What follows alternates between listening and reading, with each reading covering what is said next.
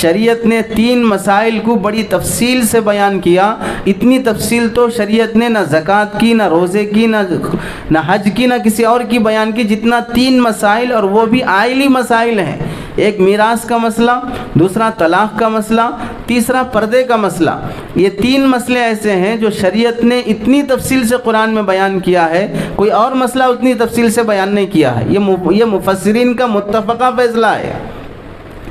جتنا طلاق کو اللہ نے کھول کے بیان کیا ہے، پردے کو جتنا کھول کے بیان کیا ہے، اور وراثت اور پراپرٹی کو جتنا کھول کے بیان کیا ہے، ان 3 کے علاوہ دیگر مسائل کو اللہ نے اتنا نہیں چھیڑا ہے.